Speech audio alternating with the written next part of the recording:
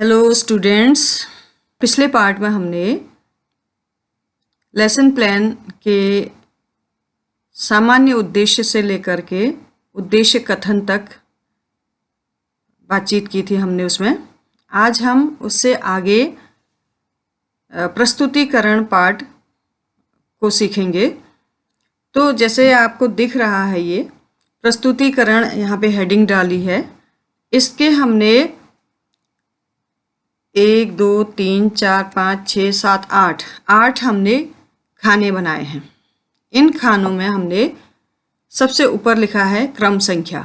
सबसे पहला छोटा सा खाना है, ये आप देख रहे हैं, इसको हम क्रम संख्या यहाँ पे लिखेंगे। दूसरा खाना जो है हमारा, दूसरा कॉलम, उसमें हम शिक्षण बिंदु लिखेंगे। तीसरे कॉलम में शिक्षण उद्देश्य। चौथा और पांचवा कॉलम एक्चुअली होता है शिक्षण अधिगम प्रक्रिया। ये दोनों कंबाइंड रूप में होते हैं शिक्षण अधिगम प्रक्रिया, और इसके दो पार्ट होते हैं इस शिक्षण अधिगम प्रक्रिया के। पहला पार्ट है छात्राध्यापक / छात्राध्यापिका कथन या क्रिया। इसने कथन लिखा है, आप उसमें क्रिया लिखेंगे। दूसरा जो खाना है इसका छात्र क्रिया, अनुक्रिया भी कह सकते हैं, रिस्पॉन्स जहाँ पे मिलता है। फिर अगला कॉलम है शिक्षण विधि / प्रविधि / सहायक सामग्री। इसने अत्यंत छोटा बना दिया है इस कॉलम को, ये ज़रा बड़ा बनाना चाहिए। फिर अगला जो कॉलम है श्यामपट्ट कार्य। आप इसको हरित पट भी होता है आजकल, हरित पट भी लिख सकते हैं, क्योंकि पहले हमारे समय में काला होता था श्यामपट्ट, श्याम रंग का होता था, तो हम श्यामपट्ट ही लिखते आए हैं। लेकिन आजकल हरित पट भी चल गए हैं, आप हरित पट भी कर सकते हैं उसको। लास्ट जो कॉलम है वो है मूल्यांकन। इसमें प्रश्न पूछा जाता है। इसमें अब हम एक एक कॉलम को आपको बताते हैं, या हम एक एक कॉलम को सीखते हैं। क्रम संख्या में हम शिक्षण बिंदु 1 ये लिखेंगे। तो हमारा पहला जो शिक्षण बिंदु, हमने जो प्रकरण विश्लेषण किया था भौतिक परिवर्तन और रासायनिक परिवर्तन, तो पहला हमारा शिक्षण बिंदु था भौतिक परिवर्तन। अब हमने यहाँ पे पहले नंबर पर पहला शिक्षण बिंदु या टीचिंग पॉइंट लिख दिया है। अब इस भौतिक परिवर्तन को पढ़ाने के बाद, जब हम कक्षा में भौतिक परिवर्तन पढ़ा लेंगे, उसके बाद छात्रों को इस प्रकरण के संबंध में क्या ज्ञान होगा, क्या वो सीख पाएगा, इसको जानने के लिए हम शिक्षण उद्देश्य में लिखते हैं। तो भौतिक परिवर्तन का जो व्यवहारिक प्राप्य उद्देश्य है, यानी कि छात्र के व्यवहार में जो परिवर्तन है, वो शिक्षण उद्देश्य के रूप में यहाँ दिखेगा। इसमें लिखा गया है छात्र भौतिक परिवर्तन की व्याख्या कर सकेंगे, और भी बहुत कुछ कर सकेंगे। इसने एक ही उद्देश्य लिखा है, छात्र भौतिक परिवर्तन के उदाहरण दे सकेंगे। यानी कि यहाँ पर ब्लूम की टेक्सोनॉमी के जो क्रियासूचक शब्द हैं, उनका हम यहाँ पे प्रयोग करेंगे। जिस शिक्षण बिंदु के लिए जो उचित होगा, उस क्रियासूचक शब्द एक्शन वर्ब को हम यहाँ पे यूज करेंगे। जैसे हमने यहाँ पे व्याख्या शब्द का यूज किया है, explain. Students will be able to explain physical change. तो अब इसमें ये भी हो सकता है कि छात्र भौतिक परिवर्तन के उदाहरण दे सकेंगे, ये भी तो होगा। भौतिक परिवर्तन जब हम पढ़ा लेंगे तो भौतिक परिवर्तन क्या होता है ये भी बता सकेंगे, भौतिक परिवर्तन की परिभाषा भी बता सकेंगे। Students will be able to define physical change. तो छात्राध्यापिका कथन में छात्राध्यापिका क्या करेगी, या छात्राध्यापक अगर यहाँ पर होगा तो वो क्या करेगा, वो प्रश्न पूछ रही है। इसमें पहला प्रश्न है पानी को डीप फ्रीजर में रखने पर क्या होता है। अगर हम पानी को खाली फ्रिज में रखेंगे तो वो ठंडा होगा, लेकिन अगर हम जो सबसे ऊपर जो खाना बना होता है फ्रिज में, उसको फ्रीजर कहते हैं, तो उसी को पूछ रही है, पानी को डीप फ्रीजर में रखने पर क्या होता है। तो छात्र उत्तर देंगे पानी को डीप फ्रीजर में रखने पर वह बर्फ बन जाता है। बर्फ को फ्रीजर से निकालकर कमरे के तापमान पर रखने में क्या होता है? ये सीधे सीधे इतना घुमा फिरा करके प्रश्न नहीं करना चाहिए, बल्कि बर्फ को बाहर फ्रीजर से बाहर निकालेंगे तो क्या होगा, सीधे यही पूछना चाहिए, क्योंकि प्रश्न जितना छोटा हो उतना अच्छा है। आपको ये लेसन प्लान एक उदाहरण के रूप में प्रस्तुत किया है। जरूरी नहीं है कि इसके प्रश्न एकदम सही हों, आप अपने हिसाब से भी उनको ठीक कर सकते हैं, क्योंकि इतना लंबा प्रश्न ठीक नहीं होता। आप सीधे ये कह सकते हैं बर्फ को फ्रीजर से निकालने से क्या होगा, बाहर निकालने से क्या होगा, या बाहर निकालने पर क्या होगा।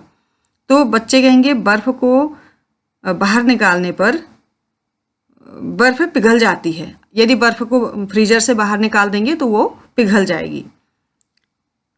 पानी का बर्फ और बर्फ का पानी बनना किस प्रकार का परिवर्तन है? अब अगला प्रश्न आया, तो अब पानी बर्फ बन जाता है, बर्फ बाहर निकालने पर पानी बन जाता है, ये तो बच्चे जानते हैं। लेकिन अब पानी का बर्फ बनना और बर्फ का पानी बनना, ये कैसा परिवर्तन है? इस परिवर्तन में वो स्पष्ट नहीं है, अस्पष्ट उत्तर लिखेंगे यहाँ पे छात्रों की ओर से। यहाँ पे अस्पष्ट उत्तर होगा, या ये भी हो सकता है छात्र मौन भी आ सकता है, हो सकता है कुछ ना, या अशुद्ध उत्तर भी दे सकते हैं।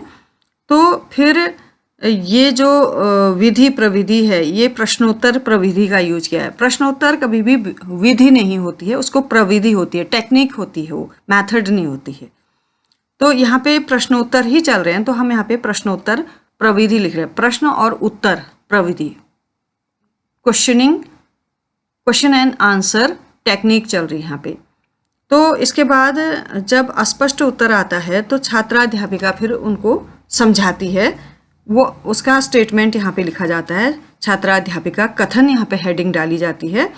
फिर इसमें छात्राध्यापिका बता रही है पानी का बर्फ और बर्फ का पानी बनना भौतिक परिवर्तन है। उसने भौतिक परिवर्तन को हाईलाइट भी किया है, जिससे कि साफ दिख रहा है। पदार्थ के आकार, माप, साइज जो इसने लिखा है, रंग और अवस्था जैसे गुण उसके भौतिक गुण कहलाते हैं। वह परिवर्तन जिसमें किसी पदार्थ के भौतिक गुणों में परिवर्तन हो जाता है भौतिक परिवर्तन कहलाता है। यह सामान्यतः उत्क्रमणीय होता है। ऐसे परिवर्तन में कोई नया पदार्थ नहीं बनता है। उदाहरण रबर बैंड का खींचना, गुब्बारा फुलाना आदि, ये भी इसके उदाहरण हैं। ये भौतिक परिवर्तन है क्योंकि वापस अपनी स्थिति में लौट आते हैं, पूर्व की स्थिति में लौट आते हैं। तो यहाँ पर छात्र क्रिया में क्या लिखेंगे? छात्र ध्यान पूर्वक सुनेंगे।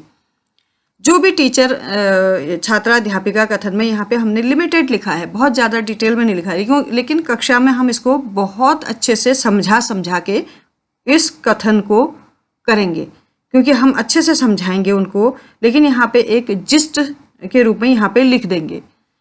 तो यहाँ पे छात्रों के उसमें लिखा जाएगा कि छात्र ध्यान से सुनेंगे। और ये व्याख्यान प्रविधि है। अब हर विधि प्रविधि भी होती है, क्योंकि यहाँ हम सारा व्याख्यान से ही नहीं पढ़ा रहे हैं, लेकिन यहाँ पे कभी हम व्याख्यान का यूज कर रहे हैं, कभी हम प्रश्नों का यूज कर रहे हैं, तो इसको हम व्याख्यान प्रविधि कहेंगे।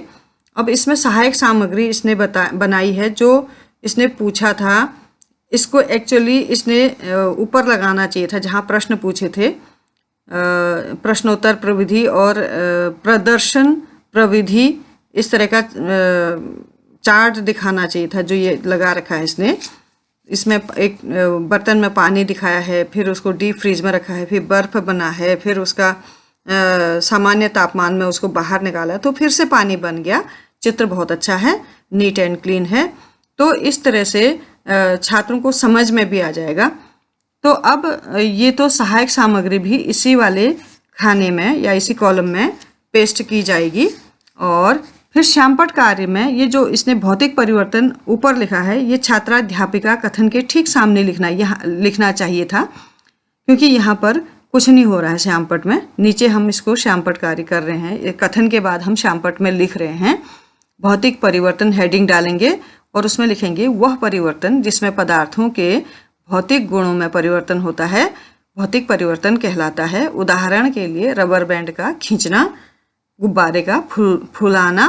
तो अब मूल्यांकन में हम लिखेंगे, मूल्यांकन का अर्थ ये होता है कि जो प्रकरण पढ़ाया गया है वो छात्र के कितना समझ में आया, उसको समझ में अगर आ गया है तो यहाँ पर एक प्रश्न 1 लिखा जाता तो सही होता है। इसने प्रश्न 1 नहीं लिखा है, प्रश्न 1 लिखना चाहिए क्योंकि पहला प्रश्न है ये मूल्यांकन का।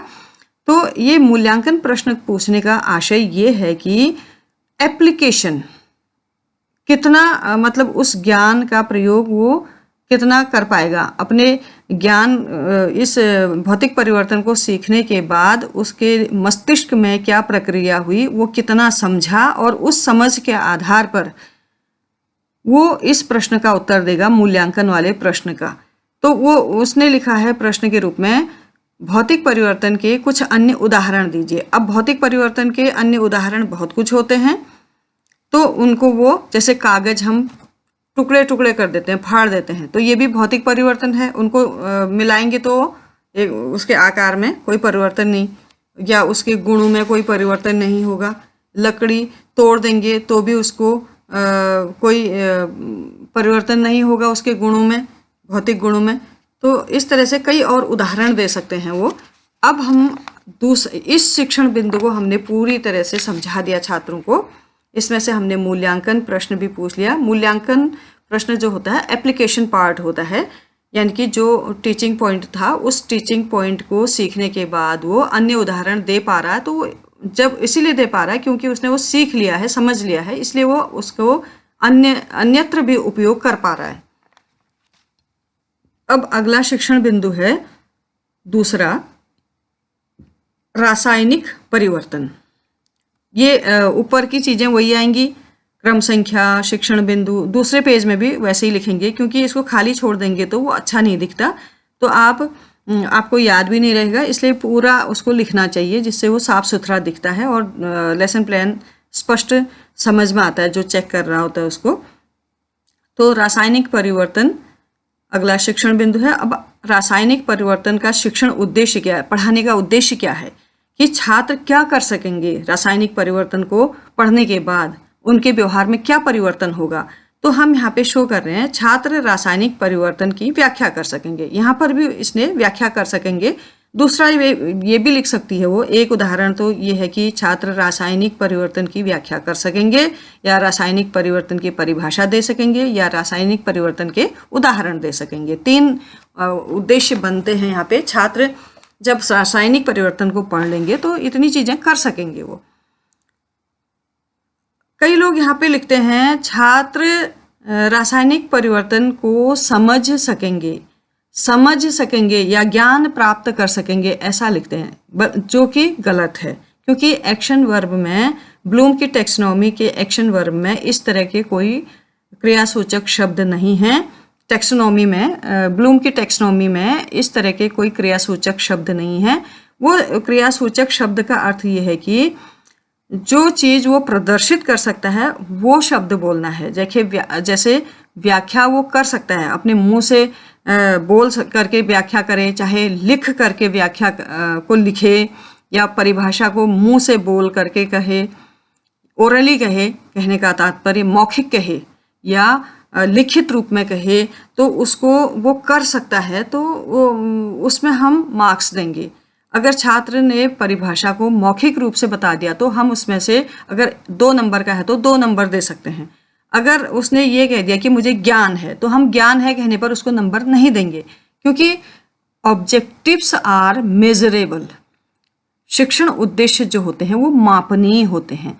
प्रश्न के रूप में हम जो पूछते हैं वो शिक्षण उद्देश्य ही होते हैं। जैसे हमने कहा रासायनिक परिवर्तन से आप क्या समझते हो, यानी कि हमारा रासायनिक परिवर्तन एक शिक्षण उद्देश्य था, पढ़ाने का उद्देश्य था, उसको हमने प्रश्न के रूप में पूछा और उसका उत्तर अगर छात्र मौखिक देगा या लिखित देगा तभी हम उसको मार्क्स देंगे। इसीलिए शिक्षण उद्देश्यों को मापनीय कहा जाता है।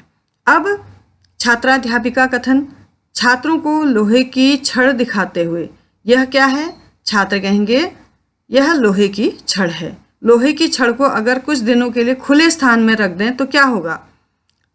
लोहे की छड़ को अगर कुछ दिनों के लिए खुले में छोड़ दें तो लोहे की छड़ भूरे रंग की हो जाएगी। छड़ का भूरा रंग किस कारण होता है? छात्र कहेंगे जंग लगने के कारण। लोहे में जंग लगना कैसा परिवर्तन है? अब छात्र इस चीज को नहीं जानते हैं तो मौन भी रह सकते हैं। तो अस्पष्ट उत्तर इसने लिखा है, कुछ भी लिख सकते हैं। अब छात्राध्यापिका कथन, लोहे की छड़ में जंग लगना एक रासायनिक परिवर्तन है। वह परिवर्तन जिसमें एक अथवा एक से अधिक नए पदार्थ बनते हैं रासायनिक परिवर्तन कहलाता है। उदाहरण, लोहे में जंग लगना, फलों का पकना, दूध से दही बनना। अब रासायनिक परिवर्तन के तो आपको बहुत सारे उदाहरण मिल जाएंगे। तो छात्र क्रिया में छात्र ध्यानपूर्वक सुनेंगे। अब यहाँ पर ये जो सहायक सामग्री है, जो उसने प्रश्नोत्तर और प्रदर्शन प्रविधि का यहाँ पे प्रयोग किया है। तो एक काली लोहे की छड़ आपने देखी होगी, दुकान में आप देखते हैं तो बिल्कुल सरिया कैसी होती है? काली होती है ना, ग्रे कलर की होती है। जब उसमें जंग लग जाता है तो ब्राउन ब्राउन सी हो जाती है। आपने लोहे की कढ़ाई भी अंदर देखी होगी, उसी समय मांजने के थोड़ी देर बाद वो लाल लाल उसमें लग जाता है। आप बच्चे भी जानते हैं, इसको भी आप प्रश्न के रूप में पूछ सकते हैं। तो छड़ की जगह आप लोहे की कढ़ाई के विषय में भी पूछ सकते हैं। तो छात्रों ने क्योंकि उसे देखा होता है। यहाँ पे जो प्रश्न हम पूछ रहे होते हैं किसी टॉपिक को पढ़ाने से पहले, तो वो अग्रसरण, पाठ के अग्रसरण के लिए पूछ रहे होते हैं, पाठ को आगे खिसकाने के लिए। या ये जो प्रश्न होते हैं फ्रॉम नोन टू अननोन, ज्ञात से अज्ञात की ओर हम बढ़ते हैं। यहाँ पे मैक्सिम्स आपने सुने होंगे, शिक्षण के सूत्र। तो हम यहाँ पर जैसे रासायनिक परिवर्तन को समझाने से पहले, बताने से पहले हम कुछ प्रश्न पूछ रहे हैं कि ये लोहे की छड़ को अगर कुछ दिनों तक खुले स्थान में रख दें तो क्या होगा। इस टाइप के जो ये प्रश्न पूछ रहे हैं, तो ये ज्ञात से अज्ञात की ओर हम जा रहे हैं। क्योंकि लोहे की छड़ उन्होंने देखी है, वो ज्ञात है, और उन्होंने देखा है कि कुछ समय बाद वो छड़ बाहर रखो तो भूरे रंग की हो जाती है, तो ये भी उन्हें ज्ञात है, लेकिन उन्हें पता नहीं है कि ये क्यों हुई। तो अब हम प्रदर्शन प्रविधि भी है, क्योंकि लोहे की छड़ दिखाई, और प्रश्नोत्तर प्रविधि भी है, प्रश्न भी पूछे। और यहाँ पे नीचे आप देख, यहाँ पे हमने पेस्ट भी कर रखा है अपना TLM, टीचिंग लर्निंग मटेरियल को TLM कहते हैं। तो शिक्षण सहायक सामग्री हिंदी में कहते हैं। तो दूसरा फिर यहाँ ये व्याख्यान प्रविधि हो गई। विधि नहीं कहेंगे हम, यहाँ प्रविधि ही चल रही, क्योंकि टोटल हम व्याख्यान ही नहीं कर रहे हैं। तो अब श्यामपट्ट कार्य में आएगा रासायनिक परिवर्तन। इसको हेडिंग डालेंगे, फिर लिखेंगे वह परिवर्तन जिसमें एक या एक से अधिक नए पदार्थ बनते हैं रासायनिक परिवर्तन कहलाता है। उदाहरण, दूध का दही बनना। अब इनको भी आप समझा सकते हैं कि दूध का नया पदार्थ दही बन गया, दूध नहीं रहा, वो वापस दूध में नहीं बदल सकता, तो नया पदार्थ बन गया। फिर दही को भी अगर आप मथेंगे तो उसका मक्खन बनेगा और छाछ बनेगा। तो इसी तरह से अब एक मूल्यांकन प्रश्न दूसरे टीचिंग पॉइंट का दूसरा मूल्यांकन प्रश्न है, लकड़ी का जलना कैसा परिवर्तन है। अब ठीक है, वो भी एक रासायनिक परिवर्तन है, बच्चे बताएंगे, क्योंकि उनको नॉलेज का एप्लीकेशन करेंगे। वो रासायनिक परिवर्तन के विषय में उनको नॉलेज हो चुकी है, अब उस नॉलेज को वो अन्यत्र प्रयोग करेंगे। तो एप्लीकेशन पार्ट आ गया ये, लकड़ी का जलना, क्योंकि लकड़ी जलने के बाद कोयला बनेगा, कोयला वापस लकड़ी नहीं बन सकता, तो ये रासायनिक परिवर्तन हो गया, उसके गुण धर्म बदल गए। अब 30 मिनट के पीरियड में हमने 2 शिक्षण बिंदु पूरे किए। क्योंकि आपको डिसाइड करना पड़ेगा कि एक पीरियड में आप कितने शिक्षण बिंदु पढ़ा सकते हैं। इसीलिए कभी कभी एक टॉपिक एक पीरियड में पूरा नहीं होता है, और उसके लिए 2 पीरियड या 3 पीरियड ऐसे लग जाते हैं। अब अगला जो काम है टीचर का, वो क्या है कक्षा में? कक्षा कार्य तथा लेखन कार्य। निरीक्षण कार्य भी है, इसको हम कहते हैं, इसने पूरी हेडिंग नहीं डाली है। कक्षा कार्य तथा निरीक्षण, कक्षा कार्य, लेखन कार्य ही कक्षा कार्य है। छात्राध्यापिका या छात्राध्यापक छात्रों को, अब उन्होंने लिख दिया ना, टीचर्स ने ये लिख दिया कि भौतिक परिवर्तन क्या है उसके विषय में लिख दिया श्यामपट्ट में, और रासायनिक परिवर्तन क्या है उसके बारे में लिख दिया। तो अब छात्राध्यापिका या छात्राध्यापक जो भी पढ़ा रहे होंगे कक्षा में, वो छात्रों से कहेंगे कि श्यामपट्ट सार को, जो ब्लैक बोर्ड समरी है, उसको अपनी कॉपी में उतारो। अभ्यास पुस्तिका में उतारने के लिए कहेंगे या कहेंगी या कहेंगे छात्राध्यापिका कक्षा में घूम घूम कर छात्रों का निरीक्षण करेंगी तथा उनकी समस्याओं का समाधान करेंगी। अब आपने देखा कक्षा में बच्चे कहते हैं, बहुत सारी समस्याएं अपनी बताते हैं। कोई कहता है मेरे पास पेन नहीं है, कोई कहता है मैं कॉपी नहीं लाया, कोई कुछ कहता है। तो उनकी समस्याओं का छात्राध्यापिका या छात्राध्यापक उनकी समस्याओं का समाधान करेंगी, इसीलिए कहा गया है। फिर अगला जो स्टेप है पुनरावृत्ति प्रश्न। अब पुनरावृत्ति माने जो कठिन, जो मुख्य पार्ट हैं, पाठ के मुख्य अंशों की पुनः आवृत्ति, पाठ के मुख्य अंशों की पुनः आवृत्ति से संबंधित प्रश्न। अब देखिए, इन प्रश्नों का उत्तर नहीं लिखते हैं क्योंकि ये प्रश्न उसी समय कक्षा में पूछे जाएंगे, इसलिए ये 6-7 प्रश्न जितने भी बने हैं कम नहीं बनने चाहिए। जितने शिक्षण बिंदु हैं उनके हिसाब से बनने चाहिए, कम से कम सब में से पूछ लें ताकि छात्रों को वो बात समझ में आई नहीं आई जो आपने बताई, इससे पता चलेगा। भौतिक, जैसे यहाँ पूछा है भौतिक परिवर्तन किसे कहते हैं, छात्र बताएंगे उसका उत्तर, क्योंकि यहाँ पे खाली लिखे हैं लेकिन छात्र कक्षा में इनका उत्तर देंगे। दूसरा प्रश्न है किस परिवर्तन में कोई नया पदार्थ बनता है, अब वो कहेंगे रासायनिक परिवर्तन में, लेकिन यहाँ पर लिखा नहीं गया है उत्तर, यहाँ पे हम केवल प्रश्नों को लिखते हैं। दूध से दही बनना कैसा परिवर्तन है, रासायनिक परिवर्तन की परिभाषा क्या है या बताइए, भौतिक परिवर्तन के उदाहरण दीजिए, कौन सा परिवर्तन उत्क्रमणीय होता है। अब ये उत्क्रमणीय इसने कहा तो उत्क्रमणीय भी उसने कथन में बताना होगा कि उत्क्रमणीय क्या है, अनुत्क्रमणीय क्या है। जो वस्तु वापस अपनी पूर्व अवस्था में आ जाती है उसको उत्क्रमणीय कहते हैं, ये उसने अपने कथन में बताया होगा, तो इसलिए ये प्रश्न यहाँ पूछा है। गृह कार्य, अब उन बच्चों को होम असाइनमेंट दिया जाएगा, होमवर्क दिया जाएगा। अगले स्टेप में ये प्रश्नों को पूछने के बाद गृह कार्य दिया जाएगा, बोर्ड में लिखा जाएगा। आसपास होने वाले अपने, ये आसपास होने वाले लिखना चाहिए, अपने आसपास होने वाले दो भौतिक और रासायनिक परिवर्तनों के उदाहरण लिख कर लाइए। अभ्यास पुस्तिका में लिख कर लाइए होना चाहिए, इसने ठीक से नहीं लिखा है। बच्चे अपने आसपास होने वाले कोई भी दो भौतिक और रासायनिक परिवर्तनों को अपनी अभ्यास पुस्तिका में लिख कर लाएंगे। वो सोचेंगे, घर में पूछेंगे अपने माता पिता से। तो अब अगला जो स्टेप है वो है पाठ समापन। अब हम पाठ समापन कर रहे हैं, तो इसमें क्या करेंगे, इसमें लिखेंगे बच्चों आज हमने पदार्थों के भौतिक एवं रासायनिक परिवर्तनों का अध्ययन किया या इनके विषय में जाना। इस तरह से हम कक्षा में कहेंगे और उसको यहाँ पे लिखेंगे भी। अब हमने ये जो सारा जो कंटेंट है ये कहाँ से लिया, संदर्भ सार क्या था, रेफरेंस क्या कहाँ से लिया, हमने ये सब NCERT विज्ञान कक्षा 7 अध्याय 6 पेज नंबर 61 से 66 से इसको लिया गया है। लास्ट में यहाँ पर हस्ताक्षर छात्राध्यापिका जिसने भी ये लिखा है, अगर छात्राध्यापक होगा तो उसके हस्ताक्षर, और बाईं तरफ हस्ताक्षर पर्यवेक्षक यानी कि सुपरवाइजर, यानी कि हम लोग जो उनकी टीचिंग को देखते हैं, टीचर एडुकेटर, हम लोगों के यहाँ पे साइन होंगे। तो यहाँ पर ये लेसन प्लान समाप्त होता है। लेसन प्लान सीखने का अर्थ ये नहीं है कि आपको बिल्कुल लेसन प्लान से ही पढ़ाना है, बल्कि ये आपके लिए एक मार्गदर्शक की तरह है। पूरा आपको इसी से नहीं पढ़ाना है, बल्कि आपको एक गाइडेंस देता है, एक गाइड करता है, एक मार्गदर्शन करता है।